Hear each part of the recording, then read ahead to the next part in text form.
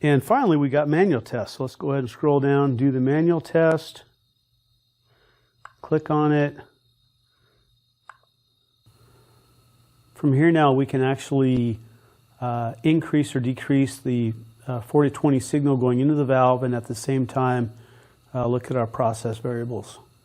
So for example, I can do 25% steps, and that'll bring it up from 48 milliamps.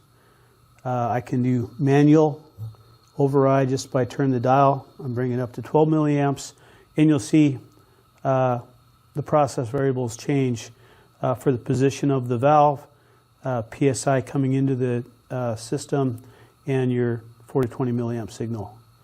I can also go to 100%, down to 0, and that's your manual test.